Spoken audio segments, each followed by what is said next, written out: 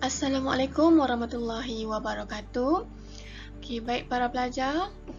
Saya harap semua para pelajar hari ini dalam keadaan sihat ya. Hari ini kita masuk kepada subtopik yang baharu iaitu peruntukan diet harian yang disarankan dan indeks jisim badan.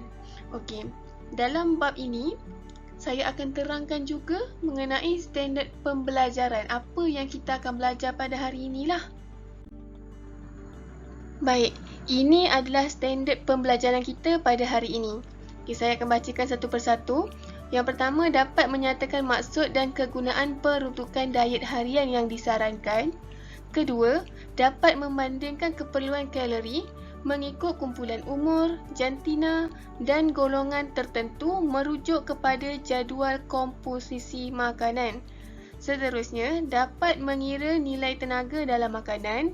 Kemudian, dapat menerangkan maksud dan kegunaan indeks jisim badan. Kemudian, dapat mengukur berat badan unggul menggunakan catar BMI. Seterusnya, dapat mengira tahap indeks jisim badan individu dengan betul menggunakan formula BMI. Seterusnya adalah mentafsir berat badan individu berdasarkan maklumat yang disediakan.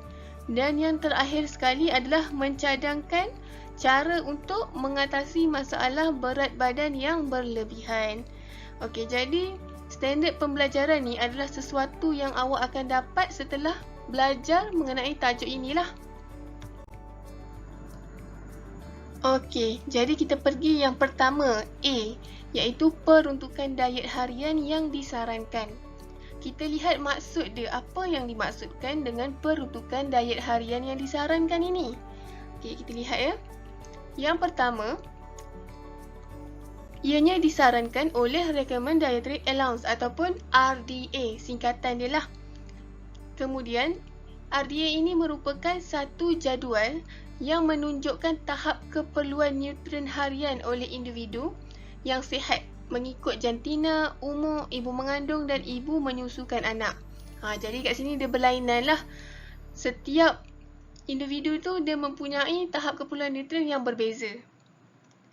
Kemudian, RDA ini juga telah diubah suai berpandukan RDA Food and Agriculture Organization ataupun FAO dan juga World Health Organization iaitu WHO. Kenapa? Kerana peruntukan ini lebih rendah kerana saiz penduduk Malaysia secara puratanya lebih kecil berbanding dengan penduduk negara barat. Selalulah kalau kita tengok orang-orang daripada negara barat, kebanyakannya mereka berbadan lebih besar dan lebih tinggi daripada rakyat Malaysia. Jadi mereka memerlukan saiz yang lebih tinggilah kadar diet harian mereka. Untuk kita sebagai rakyat Malaysia, mungkin lebih rendah sedikit. Dan yang terakhir sekali, RDA ini digunakan sebagai alat pengukur untuk menilai kuantiti sesuatu makanan yang berhubung dengan kesihatan. Kita lihat pula yang kedua, iaitu kegunaan peruntukan diet harian yang disarankan. Yang pertama kita lihat di bahagian atas itu menilai kualiti makanan berhubung dengan kesihatan.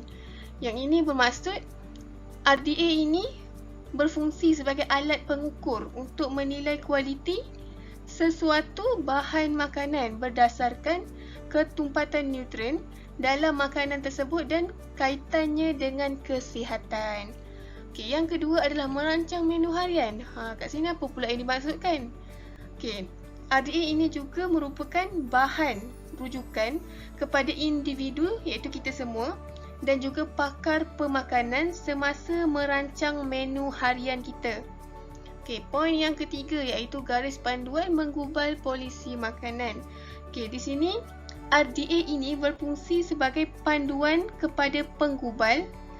Panduan kepada penggubal itu dalam bidang pemakanan dan pertanian untuk menjamin bekalan makanan penduduk sesebuah negara agar mencukupi. Dan yang terakhir sekali adalah membuat label makanan. Yang ini adalah sebagai panduan kepada industri makanan bagi membuat label iaitu memberikan maklumat makanan pada bungkusan makanan produk mereka. Okay, sebagai contoh pada bungkusan roti contohnya. Pada roti Garnier, ada bahan-bahan yang digunakan. Jadi daripada situ kita tahu apa yang kita ambil setiap harilah. Itu yang digunakan oleh RDA. Baik, seterusnya kita masuk yang B, iaitu jadual komposisi makanan. Okey, jadual ini kalau kurang jelas, awak boleh juga rujuk daripada buku teks pada muka surat 185. Okey, di sini saya nak tekankan mengenai pengambilan makanan bagi setiap peringkat. Okey, sebagai kita contohlah, kita tengok tenaga yang diperlukan oleh bayi di sini. Hanya perlu 112 kilogram tenaga sahaja. Okey, namun apabila dia masuk ke alam kanak-kanak, dia memerlukan lebih tinggi.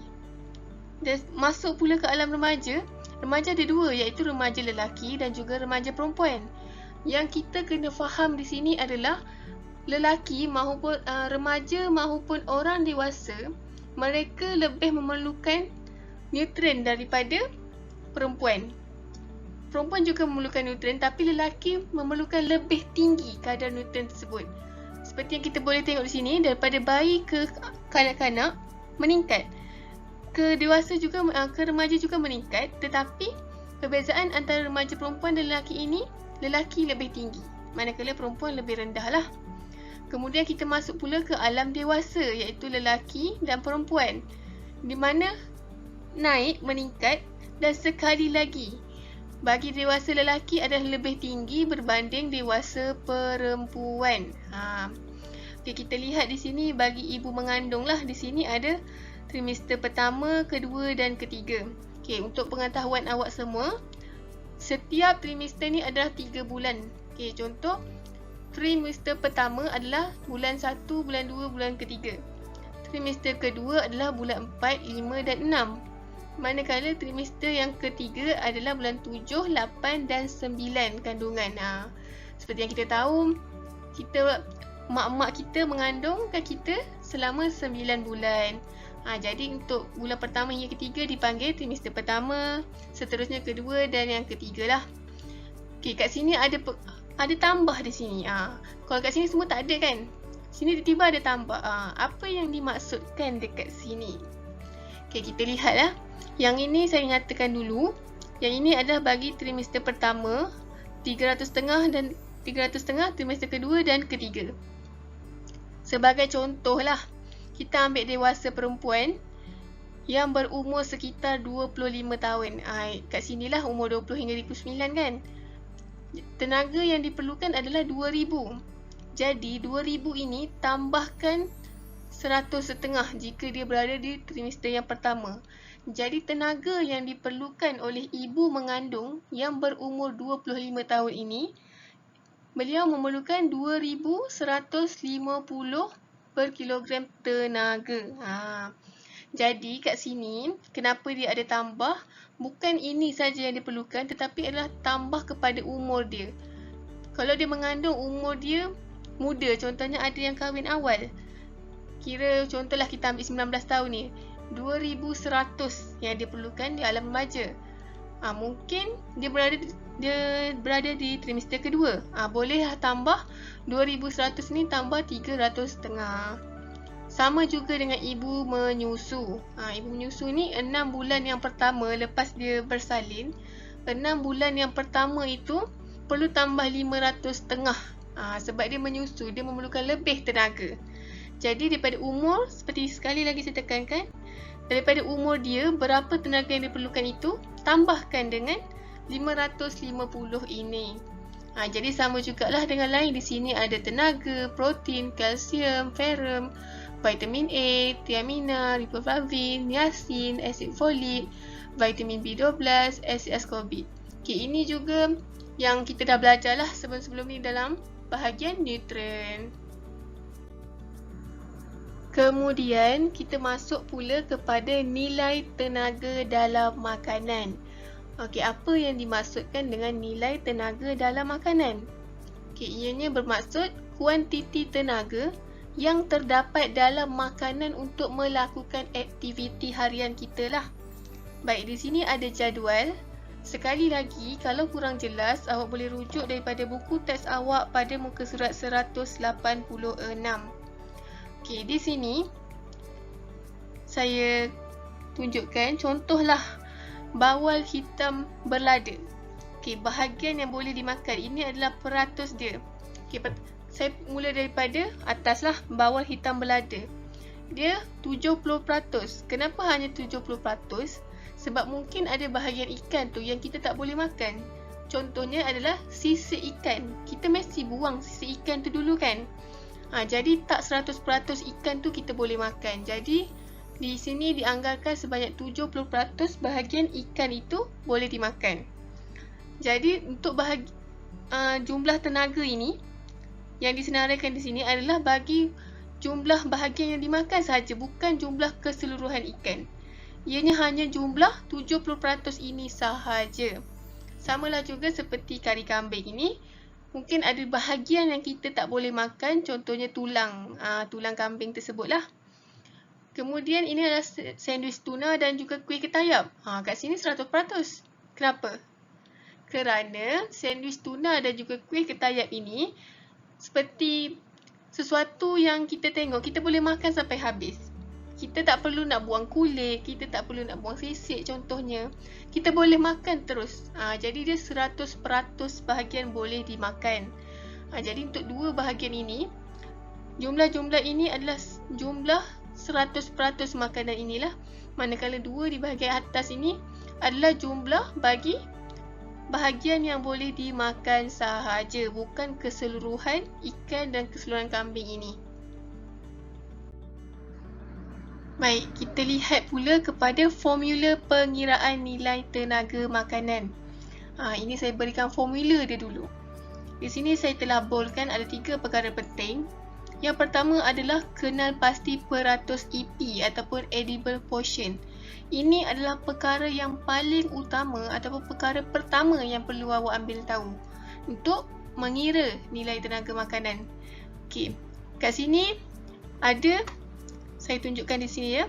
Edible portion ni perlu tolak bahagian yang boleh dimakan lah. Ini untuk kenal pasti peratus. Ini tiada apa. Okay. Kita lihat dulu yang kedua. Jika edible portion itu kurang daripada 100%, kita perlu kirakan bahagian yang boleh dimakan sahaja. Contohlah kurang pada 100% tu tak kisah. 99 ke bawah, terus automatic. Kita perlu kira hanya bahagian yang boleh dimakan sahaja. Contoh di sini saya letakkan 73 jumlah edible portion dia. Jadi 73 per dengan 100 darab dengan berat makanan. Berat makanan contohnya 100%. Berat makanan juga akan diberilah. Boleh juga diberi sekitar 200.5, boleh juga 300, ikut pada soalan. Okay, jadi di sini saya ulang, saya berikan contoh 73 edible portion darab dengan 100 darab dengan 100 gram berat makanan. Okay, kemudian tekan saja kalkulator terus dapat jawapan. Jawapannya adalah dalam unit gram. Okay. Ini adalah bagi edible portion yang kurang daripada 100. Bagaimana pula jika edible portion dia memang 100? Kita lihat yang ketiga. Jika edible portion dia 100, kita perlu kirakan nilai tenaga. Kalau kurang 100 tadi, kita perlu kira bahagian yang boleh dimakan sahaja. Kalau dia 100%, kita perlu kira nilai tenaga. Di sini porsi ataupun berat makanan lah. Di sini berat makanan diletakkan di bahagian belakang. Tapi di sini perlu diletakkan di bahagian hadapan. Okay, kita ambil berat makanan tu contoh tadi 100%. Darab 100, darab nilai nutrien dan darab nilai pembekal tenaga nutrien. Okey, dekat sini mungkin dah ada yang confused. Apalah yang dimaksudkan dengan nilai nutrien dan juga nilai pembekal tenaga nutrien? Okey, kita lihat di sini. Ini info tambahan. Nilai nutrien diberikan dalam soalan ya.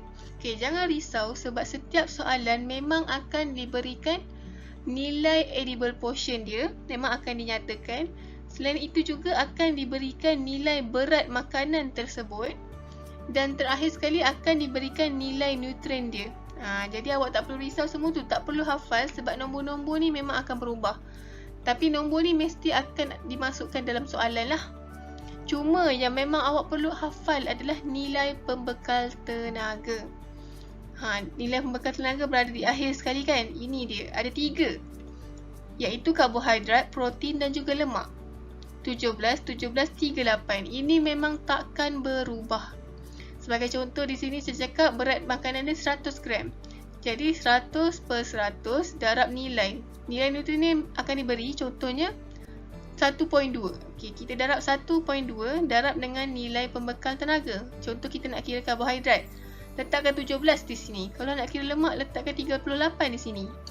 Jadi tekan saja kalkulator, dapatlah jawapannya di sini. Kita dah lihat formula, sekarang kita pergi kepada contoh pengiraan pula. Mungkin dekat formula tadi ada yang kurang pasti atau kurang jelas lagi. Jadi saya akan tunjukkan contoh pengiraan. Di sini, ini adalah contoh soalan lah. Contoh soalan, satu soalan sahaja. Okey, kirakan nilai tenaga bagi 100 gram belimbing manis. Edible portion EP ataupun EP, belimbing manis itu adalah 100%. Jadi 100 gram belimbing manis mengandungi 5 gram karbohidrat, 0.7 lemak dan 0.1 gram protein. Okey, di sini saya nak tekankan, saya dah katakan di dalam setiap soalan memang akan diberikan berat makanan. Di sini ada 100 gram belimbing manis, ini berat dia. Kemudian edible portion juga akan diberi dalam peratus, iaitu sebanyak 100%. Dan yang terakhir sekali akan diberikan kadar nutrien tenaga dia di sini. Di sini berubahlah dia punya nutrien tenaga. Boleh jadi 12, boleh jadi 10 contohnya kan. Tapi yang saya katakan hafal tadi 17, 17, 38 itu adalah nutrien tenaga. Ini adalah jumlah nutrien sahaja. Okey, kita lihat. Ini adalah contoh dia. Saya lebih galakkan untuk awak buat dalam table supaya awak lebih faham dan mudahlah untuk awak. Di sini bagi saya lebih mudah, biar saya jelaskan di sini. Letakkan, mula-mula buat dulu table seperti yang saya buat ni. Porsi atau berat makanan, kemudian letakkan peratus EP, karbohidrat, protein, lemak, salin balik ini, karbohidrat, protein, lemak dan juga jumlah dia. Okey, di sini awak perlu letaklah apa dia jenis makanan tersebut, sebab mungkin dalam soalan tu akan diberikan 2 atau 3 sekali soalan. Jadi letakkan di sinilah supaya awak tak confuse. Kalau ada 3 jenis, ada 3 soalan, buat lagi 2 table di bawah. Cuma awak perlu letakkan makanan dia. Contoh di sini belimbing manis, jadi kita letakkan belimbing manis. Okey, di sini berat makanan dia adalah 100 gram. Kita letakkan 100 gram. Kemudian kita masukkan pula peratus dia, peratus EP, edible portion dia adalah 100%. Jadi kita letakkan saja 100%. Kemudian ada karbohidrat, protein, lemak. Di sini awak perlu lihat betul-betul. Di sini, sebagai contoh, kenapa 100 per 100 darab 5.0 darab 17? Okey, kerana di bahagian atas ini adalah jumlah peratus EP dia. Okey, di sini, kan tadi pada formula saya dah cakap, saya dah terangkan, jika jumlah EP dia 100% tepat, jumlah EP ni perlu berada di bahagian hadapan. Okey. Jadi 100, ambil balik 100 per 100 darab dengan jumlah nutrien. Jumlah nutrien ini yang memang akan diberikan. Jadi untuk karbohidrat adalah 5.0. Letakkan 5.0. Ini adalah jumlah nutrien. Apa pula jumlah nutrien tenaga dia? Yang saya katakan perlu hafal tadi kan? 17 bagi karbohidrat. Jadi letakkan 17. Jadi tekan sahaja kalkulator untuk ini dan dapatlah jawapannya. Maafkan saya. Awak dapat jawapan 85.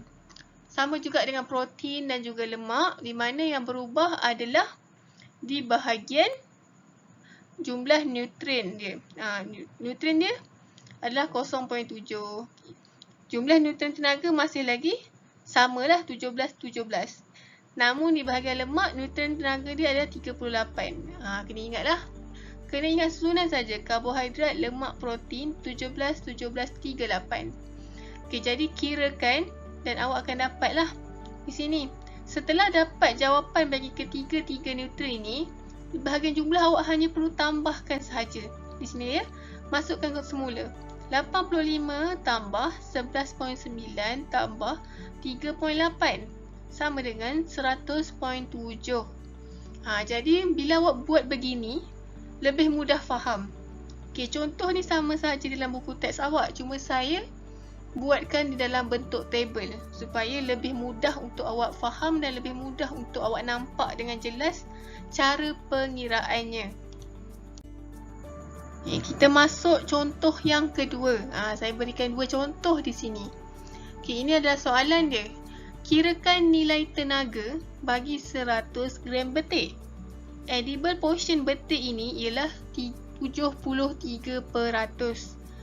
Jadi 100 gram betik tersebut mengandungi 7.1 gram karbohidrat, 1.5 gram lemak dan 0.1 gram protein. Okey, di sini kalau awak nampaklah perbezaan dia. Ini adalah berat dia yang diberikan, ini adalah EP yang diberikan dan ini adalah jumlah neutron yang diberikan. Sekali lagi saya ingatkan, ada 3 perkara yang memang akan diberikan dah ada dalam soalan. Jadi awak hanya perlu kirakan sahaja. Cuma perbezaan bagi soalan 1 dan soalan 2 ini, soalan 1 tadi EP-nya adalah 100%, iaitu sama. Tapi yang ini adalah kurang. Ingat tak formula yang saya cakapkan tadi? Jika kurang, lain sikit cara pengiraannya. Baik, kita lihat. Di sini, seperti biasa letakkan betik. Ini yang saya katakan. Sebagai contohlah kalau dalam soalan ni digabungkan dengan soalan yang sebelum ini. Jadi kotak ini tak perlu tuliskan yang atas ni. Awak cuma sambung sahaja pada kotak yang sebelumnya. Kira ada kat bawah ni lah. Cuma perbezaannya adalah nama dan cara pengiraan. Jadi kita letakkan nama makanan tersebut adalah betik dan juga berat dia. Berat dia adalah 100 gram. Kemudian kita masukkan edible portion dia 73. Kalau tadi kat sini edible portion dia 100, kita letak je 100 dan terus pergi ke sebelah. Tapi jika edible portion dia kurang daripada 100, kita perlu peratuskan dia. Kita perlu kira lah. Okay, sebagai contoh, di sini saya telah letakkan, kita perlu kirakan edible portion dia per 100. Dan darab 100 ni, bukannya semua soalan perlu darab 100 ya. Awak kena ingat itu. Okey, yang 100 di bahagian belakang ini adalah berat dia. Yang itu yang ini.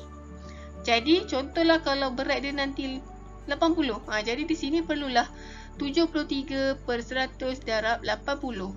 Begitu. Dia bukanlah semestinya 100. Yang memang 100 adalah di bawah ini kerana kita nakkan peratus dia. Jadi di sini edible portion dia adalah 73. Kita letakkan 73 per 100 darab dengan berat dia iaitu 100. Kita dapatlah 73 gram. Jadi bila kita dah dapatkan 73 gram, inilah EP dia. Jadi kita boleh buat seperti biasa, seperti yang sebelum tadi.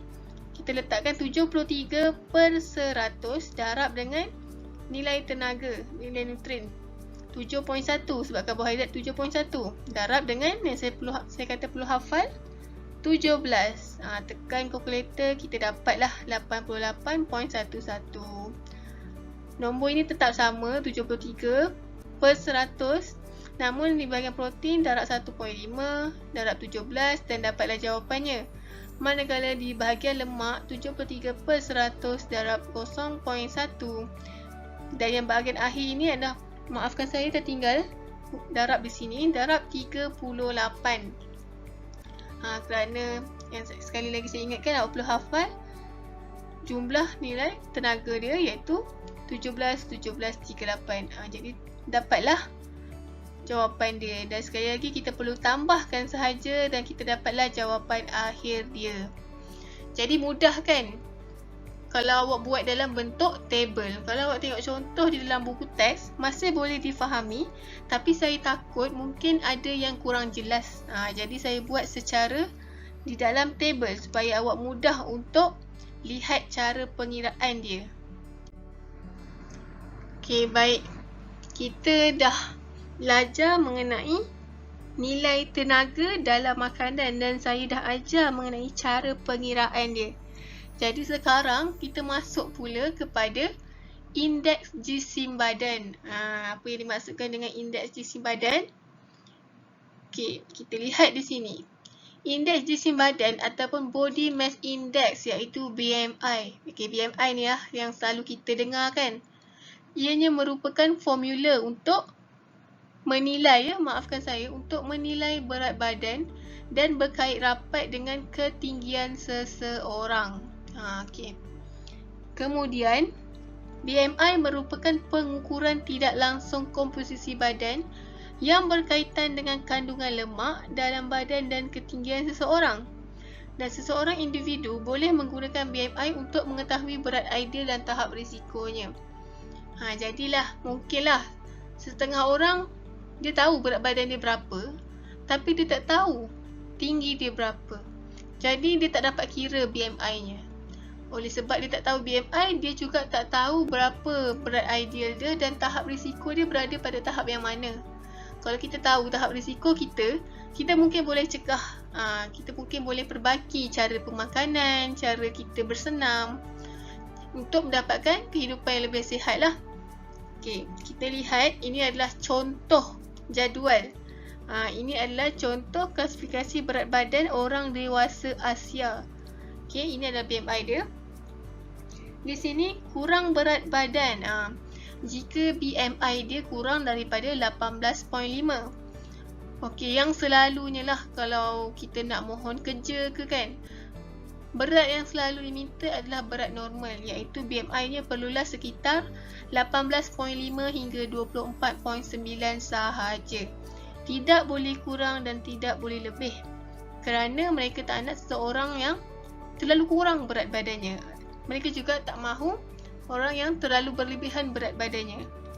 Kerana kurang dan lebih berat badan ini mempunyai risiko yang lebih besar lah untuk mendapat penyakit berbanding orang yang berbadan berat normal. Masih boleh, siapa sahaja boleh mendapat penyakit jika kita tak menjaga cara pemakanan dan kesihatan kita lah. Tapi kita juga perlu jaga BMI kita. Jadi di sini tadi saya dah terangkan mengenai BMI. Okey, mungkin ada juga yang masih kurang jelas. Tiba-tiba BMI tu jadi 18.8. Okey, apa yang dimaksudkan? Macam mana cara pengiraan dia? Okey. Di sini adalah contoh pengiraan BMI adalah seperti yang berikut. Okey, jadi indeks jisim badan ataupun BMI lah. Kita perlu tahu berat badan. Okey, di sini kita perlu tahu berat badan kita. Okey, sebagai contoh, saya masukkan berat badan saya 48 kilogram. Okey, itu berat badan. Jadi 48 kita perlu bahagi pula dengan tinggi. Jadi kita perlu tinggi darab tinggi. Okey, untuk dapatkan BMI ni kita perlu kira tinggi dalam meter ya, bukan sentimeter. Okey. Jadi tinggi saya adalah 164 sentimeter. Bila ditukarkan kepada meter, jadi 1.64 lah. Jadi, cara kiraan dia adalah 48 per ataupun gariskan, letak dalam kurungan 1.64 darab 1.64 dan tutup kurungan. Kita hanya perlu tekan kalkulator. Dan dapatlah jawapan dia. Jawapan dia adalah 17.85. Seperti yang ada kat contoh ni. 17.85 kurang daripada 18 bermakna kurang berat badan. Okey. Ni juga contoh pengiraan yang lain lah. Berat badan anda ialah 66 kg dan tinggi adalah 170. Jadi cara kiraan dia di sini. Kita letakkan berat 66, tinggi dia 170 ni. Ini maaf ya, ini sentimeter. Kalau tak ada titik ni sentimeter. Jadi bila tukarkan kepada meter 1.70 ataupun 7 je boleh sebab dia kosong saja di belakang. Darab 1.7. Ini memang kena darab. Kalau awak letak 66 per 1.7 saja takkan dapat jawapan. Jadi 6.66 per 1.7 darab 1.7. Perlu letak di dalam kurungan lah untuk bahagian ini. Jadi dapatlah 22.8. 22.8 berada pada mana? Bagaimana? Di sini. Di sekitar 18.5 hingga 24.9 iaitu berat badan yang normal. Itulah yang lebih terbaik. Seorang yang mempunyai berat badan yang normal itu kita perlu jagalah BMI kita. Okay, ini adalah cara pengiraan BMI. Okay, yang terakhir untuk subtopik ini adalah mengenai cara mengatasi berat badan yang berlebihan. Okay. Kita lihat yang pertama, iaitu mengambil sarapan. Okay, pengambilan sarapan dapat membekalkan nutrisi dan tenaga untuk meningkatkan kemampuan otak kita bagi melakukan aktiviti pada waktu pagi seperti belajar. Mungkin ada orang yang biasa tak sarapan, dia rasa macam saya okey je. Memang okey sebab dah terbiasa, tapi dengan mengambil sarapan ianya dapat membantu bagi pemikiran iaitu otak kita untuk lebih fokus melakukan kerja-kerja pada waktu pagi. Kalau awak semua sebagai pelajar dapat membantu awak dalam fokus, memberi tumpuan yang lebih ketika awak belajar pada waktu pagi lah.